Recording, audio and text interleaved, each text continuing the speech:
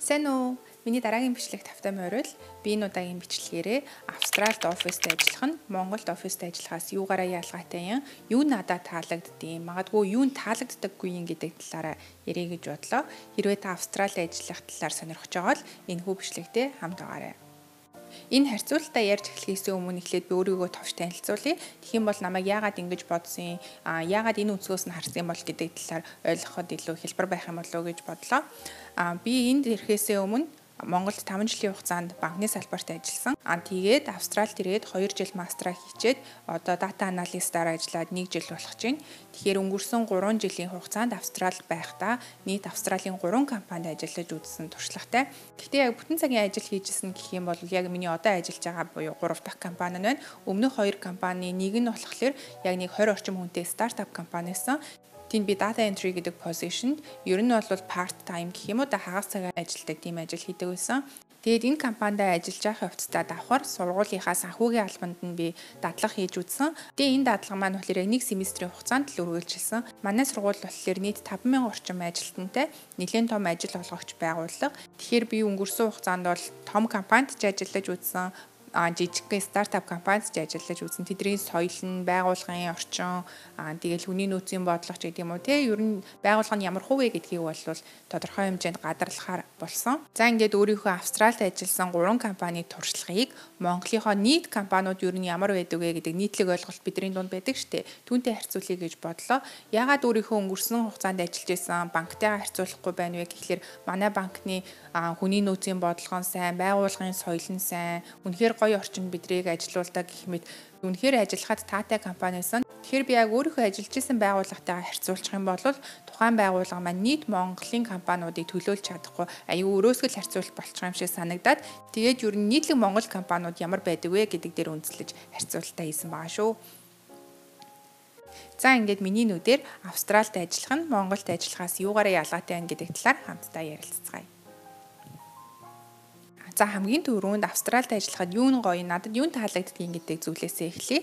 Хамгийн ихнийх нь хангамж сайтай. Жишээ нь би яг өөрийнхөө компанийн хувьд л дүрдээ л та. Тэрнээс биш Amazon ч юм уу, Microsoft ч юм уу, Rio Tinto гэх том байгууллагууд бол манайхаас илүү хангамж сайтай, бүр гоё орчинд ажилладаг, бүр үнэхээр тасархай байгууллагууд байгаа. Манай компани бол зүгээр л нэг дундаж Австрали компани байгаа байхгүй юу. Тэгэхээр би яг өөрийнхөө компани яадаг талаар ярьчих. Манай компанийн хувьд болохоор байнгын үнэгүй кофе байж гин, кофений под нь байна, кофений машин нь байна. Тэгэхээр бид нар ердөөсөө гадагшаа гарч кофенд мөнгө өрөөд авах шаардлагагүй, ажил дээрээ кофегоо уучдаг. Тэгээ кофеноос гадна хэрвээ кофе уудаг хүн байх юм бол хажууд нь сүүн бэлэн байж гин, сүүн найруулж уудаг шоколад нь байна. Тэгээл янз бүрийн цайнууд ч гэдэг юм уу те бүх төрлийн уух юмнууд бэлэн байж идэг. Энэ надад үнэхээр амар санагддаг. Хоёр дахь зүйл нь гэх юм бол манай компани галтгоондоо ийм 2 том сакстай. Тэр саксан дотроо байнгын жимс дүүргээ тавьчихдаг. Тэгэнгүүт ажилтнууд ингээл заримдаа ингээд яарсан үедээ ажил ихтэй байгаа үедээ цайндаа гарч чадахгүй тохиолдол ч юм уу те эсвэл цайны цагийн дараа нэг гоё амттай мэдмээр санагддаг ч юм уу. Тэр үедээ тэр жимснээс аваад идчихдэг. Энэ нь бас үнгүй зүгээр л дуртай нэгдэгч болохоор жимс ингээ байж идэг. Энэ нь үнэхээр бас амар санагдаад идэгин. Гэрээсээ заавал жимс идрээ авчираад авах шаардлагагүй. Хангамжтай холбоотой дараагийн зүйл нь юу вэ гэхэлэр манай ажил дээр ийм снэкүүд ер нь байнгын бэлэн байж идэг. Бусад офисууд дээр ч гэсэн байд юм билээ би тэрийг нь харж исэн. Манай офис жишээ нь яадаг вэ гэхэлэр нэг савн дотор шоколад юм уу, заримдаа самар ч юм уу, эсвэл эрзэн чихэр идэр дүүргээ тавьсан байдаг. Би зургийг нь оруулчих. Нэг иймэрдүү байдлаар ажилтнуудаа ингээд амттай мэдмээр санагдсан үед нь чихэр шоколадыг бэлэн байлгачдаг. Тэгэх юм бол бид нар бас дэлгүүр яваал нэг шоколад авахын төлөө ингээд цагаа өрөөд авах шаардлагагүй. Цагаа айгуугаа хэмнэж байгаа юм шиг бас надад санагдаад идэг юм. За хангамжтай холбоотой хамгийн сүүлийн буюу 4 дахь зүйл нь юу вэ гэхээр эмэгтэйчүүдийнхээ ариун цэврийн өрөөнд нь байнгын ариун цэврийн хэрэглэл бэлэн байж идэг. Хэрвээ ямар нэгэн яаралтай тохиолдолд гарах юм бол ариун цэврийн өрөөндөө ороод тэрнээсээ аваад хэрэгжилчих боломжтой. Дуусангууд нь манай ресепшн байнгын дүүргээл тавьчихдаг. Тэгээ хүмүүс ч гэсэн ийм үнгүй байж идэг даа гэж ердөөсөө их хэмжээгээр авч хэрэглээд байдаггүй. Яг өөртөө хэрэгтэйгээ л авдаг. Тэгэхээр энэ нь бас их гоё. За надад таалагддаг зүйлсийн буюу нийт том жагсаалтын маань 2 дахь зүйл нь болохоор манай компани офис дээр алкогол хэрэглэж болдог. Энэ ямар зарчмын дагуу явагддаг вэ гэхлээр 5 дахь өдөр 3 цагаас хойш бид нар дуртай хэмжээгээрээ дуртай уух юм авч болдог.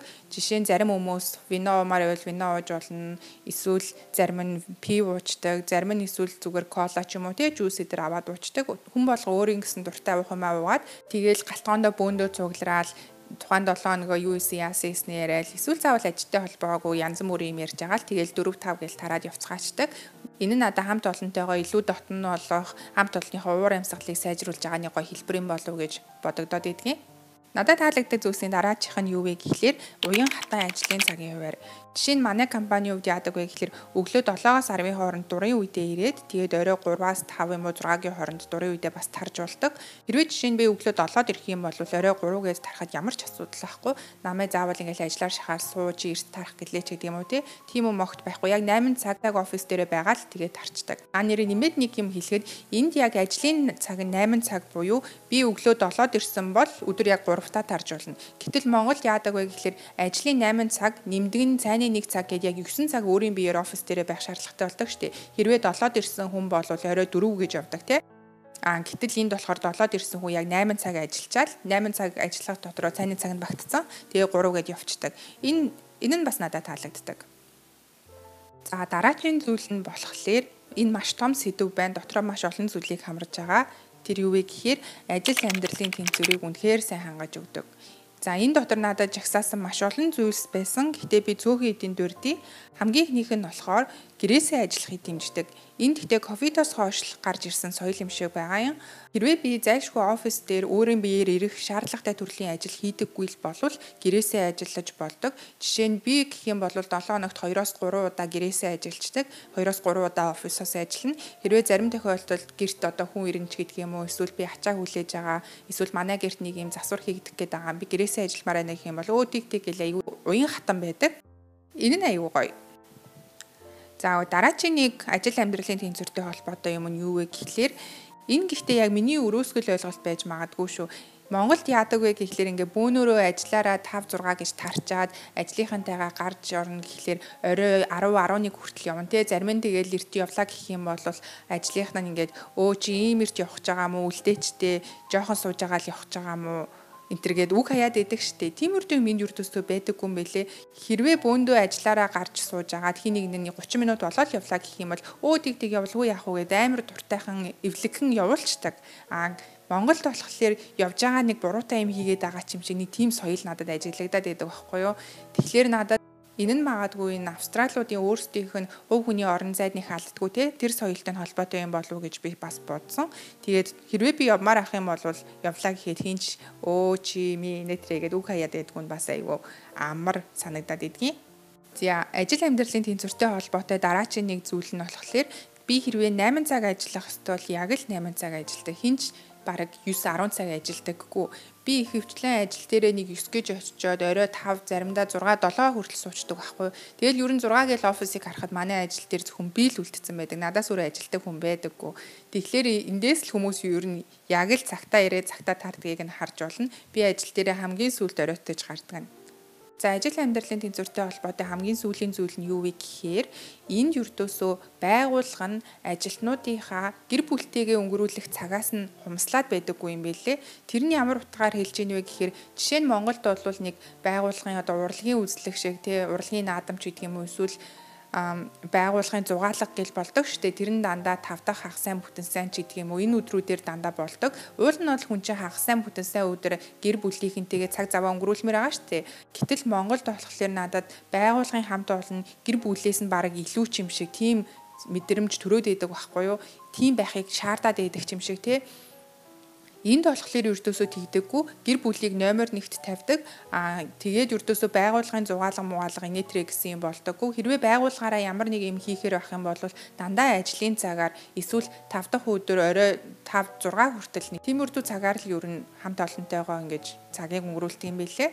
Энтэй холбоотой нэг өөрийнхөө компани жишээг дурдахад болохоор манай компани байгууллагынхаа ойг тэмдэглэдэг юм байлээ. Гэхдээ яаж тэмдэглэдэг вэ гэхээр 4 дахь юм уу 5 дахь өдөр нь өглөөнөөс орой болтол тухайн нэг рестораныг ч юм уу нэг хотелыг зочид буудлыг түрээсэлж авч агаад тэндээ бид нэр ийм төрлийн ажил энэ жил хийлээ. Цаашаад бид нэр иймийг зорж гинэ гэдэг талаараа хурал маягийн өглөө нь хийжээд тэгээд үдээс хойш нь бөөндөө хоол идэж уух юм уудаг ч юм уу тиймэрдүү байдлаар тэмдэглэдэг. Тэрнээс иш өрдөөсөө бөөндөө ингээл орой жингоо шоудаж наргиж зингээл хагас сайн бүтэн сайн жанга юм огт болдоггүй мэлээ. За нийт том надад таалагддаг зүйлсийн жагсаалтын маань 5 дахь нь болохоор энд ямар ч том дарга байсан, захирал байсан ажилтнуудтайгаа яг л нэг л төвшөнд харилцдаг. Ердөөсөө ингээд би захирал, чи ажилтан, чи миний ажилтан ч гэдэг юм уу те. Нэг тиймэрдүү байдлаар ердөөсөө харилцдаггүй надад аюу их амар санагддаг.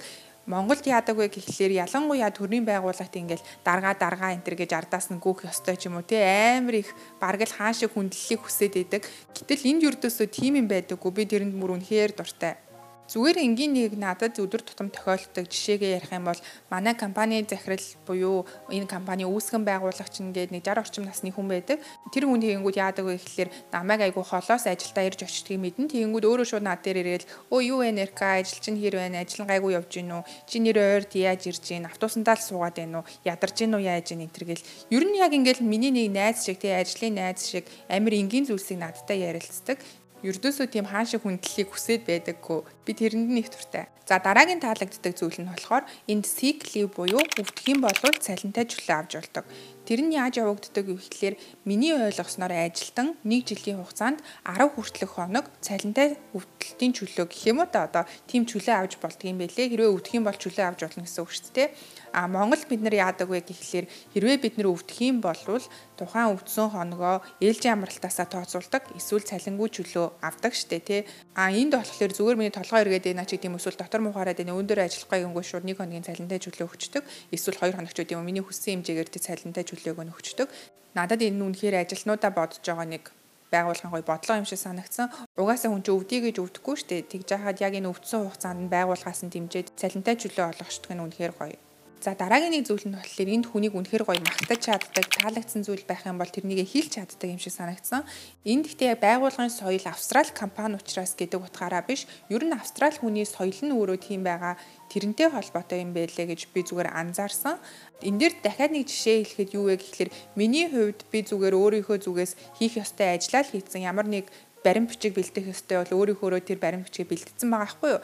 Угаасаа хийх ёстой юм а хийсэн. Тэгэнгүүт ч манай захирал үзэн хөтлөл эркастай гайхалтай ажилласан, сайн ажилласан байна. Үнэхээр мундаг байна, чадчихээн гэж мэгэл амар дэврэг надад нэг гэсэндээ бас дэвргээд байгаа юм шиг санагдаад байдیں۔ Гэтэл энэ нь дэврэгж байгаа биш зүгээр юм соёлд нь л байгаад ах шиг байгаа юм.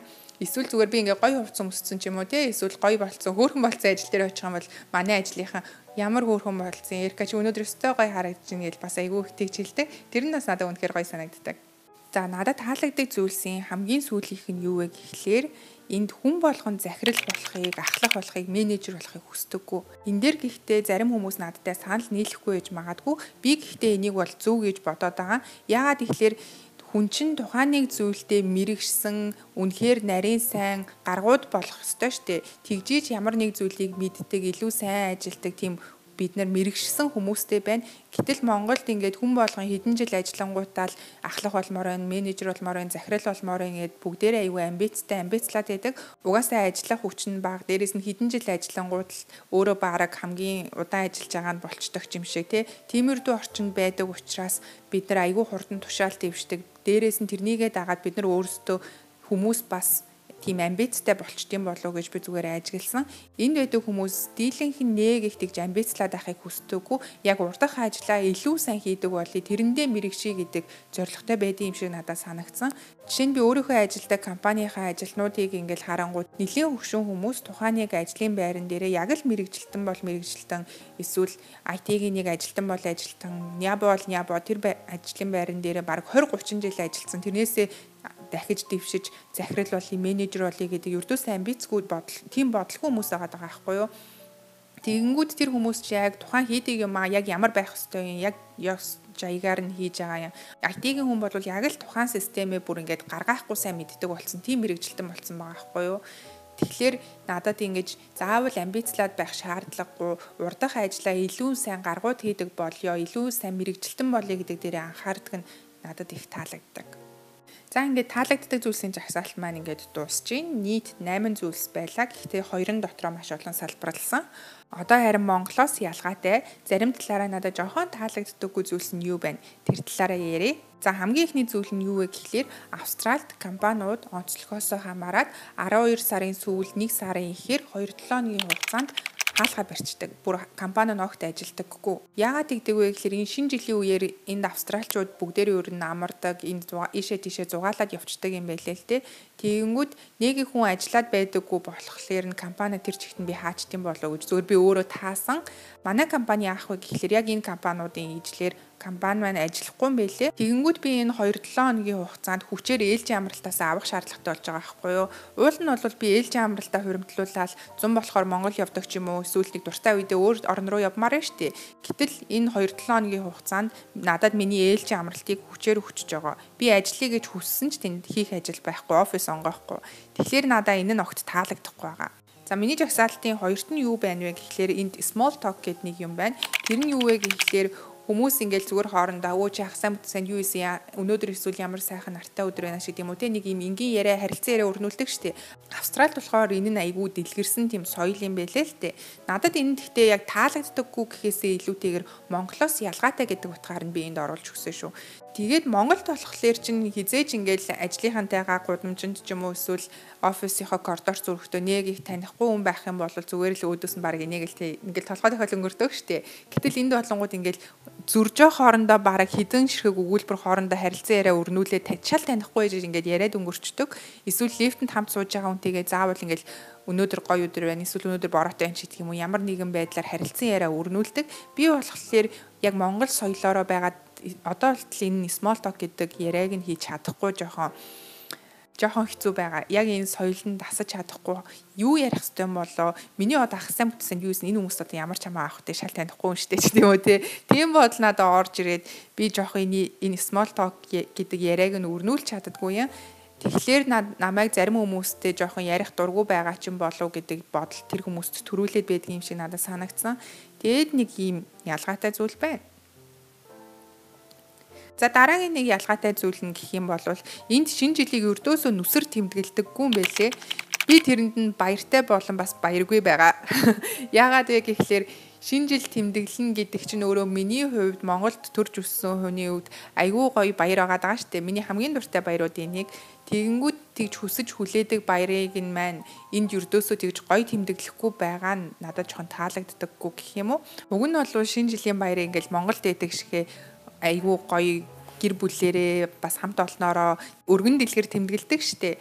Яг тэгж тэмдэглэмээр байгаа байхгүй юу. Гэтэл энд болохоор яаж шинэ жилийн баярыг тэмдэглэдэг вэ гэхээр бүгдээрээ нэг оройн хоолнд ч юм уу те эсвэл өдрийн цайны цагаараа нэг ресторанд очиод хоолнд орчин. Тэгтээ зүгээр ажлынхаа хувцастай л яваад очичин. Зарим нь яг хуу ингээд нэг ганган манган охин байх юм бол гоё палаж малаж өмсөд ирчдэг лээ. Зарим нь болонгууд зүгээр л офисынхаа хувцсан дээр нэг сантагийн малгай ч юм уу те өмс чинь. Эсвэл ингээд цаа буугын эвэр мэвэр зүгээд ирчдэг. Тэр нүр өний нэттэй. Зарим нь болонгууд зүгээр ингээд саа хүү зүгээрээ ороож мороочдөг. Юу өмс жоохон бүр өнөө хамаагүй байдаг. Тэгэнгүүт нэг бодлын бас те заавал ингээд их цаг зав үрээл бас мөнгө төгрөг үрээд ач холбогдол өгөөд байхгүй нэг бодлын амар боловч миний хувьд бас энэ баяраа жоохон өгүүлдэг. За дараагийн нэг ялгаатай зүйл нь юу вэ гэхлээр энд ердөөсөө ингээд хүний авчирсан тийм хоол унд ч гэдэг юм уу бэлэг мэлгийг нэг их тоодоггүй юм шиг надад санагдсан. Би яагаад ингэж хэлж ийн вэ гэхлээр би өөрөө хувь хүн маань баярлсан талархснаа дандаа ямар нэг бэлэг өгч ч юм уу эсвэл хоол унд хийж ирж эсвэл нэг амттай юм авчирж өгч илэрхийлдэг тийм төрлийн хүн байхгүй юу.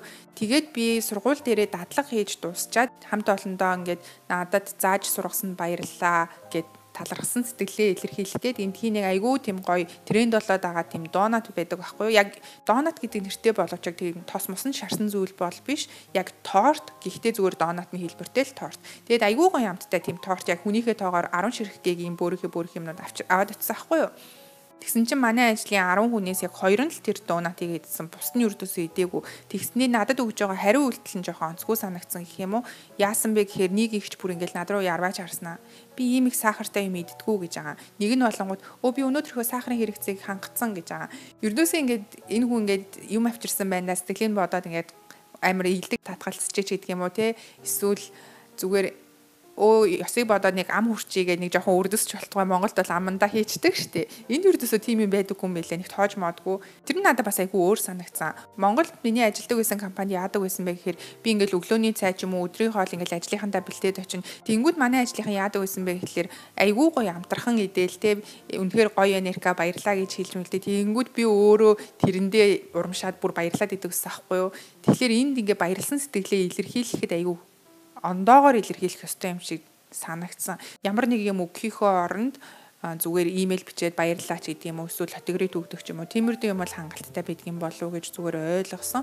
Одоогоор тэгтээ ягсаа хэлж мэдэхгүй байна. Ямар ч тач авчирсан тийм гоё амттай юм хоол ундыг бол огт тоодоггүй юм билээ.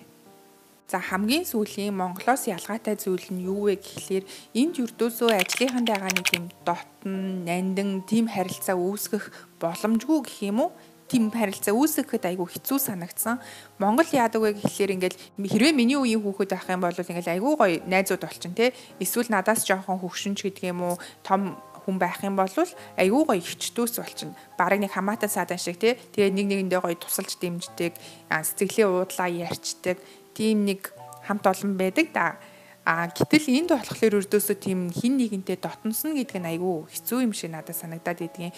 Яг уу ингээд бүгдээрээ нүүрэн дээрээ айгүй ийлдэг амар тийм яриасаа хүмүүс. Гэхдээ нүүрэн дээрээ тийм боловч ингээд илүү цаашлаад харилцаагаа ингээд найзууд болъё, бүр ингээд best friends болъё, те сайн найзууд болъё гэдэг утгаараа бол айгүй хаалттай хүмүүс юм шиг санагдсан. За ингээд өөрийнхөө 3 жилийн хугацаанд Австралид байхдаа ажигласан зүйлсээ Монголтой харьцуулаад хэллээ. Зарим зүйлс нь магадгүй та бүхний санал бодолтой нийлжиж магадгүй эсвэл та бүхнийхээс шал ондооч байж магадгүй. Би угаасаа Австралийн бүх компанид ажиллаж үзээгүй, Монголын бүх компанид ажиллаж үзээгүй, өөрийнхөө зүгээр ийм байдаг болов уу гэдэг үнэлэмжнээр үндэслээд энэхүү харьцуулалтаа хийлээ. Хэрвээ та бүхний бодол минийхээс ондоо эсвэл санал нийлж байгаа ч юм уу те ямар ч байсан юу ч бодож болно. Хэрвээ энэ бодлоо хуваалцмаар ах юм бол энэ бичлэгийн доор комент бичээрэй. За ингээд миний нүдээр Австралид ажиллах болон Монголд ажиллах хоёрын хоорондын ялгаа ямар байдаг талаар сонссон та бүхэнд баярлалаа. Дараагийн бичлэгээрээ уулзъя. Баяртай.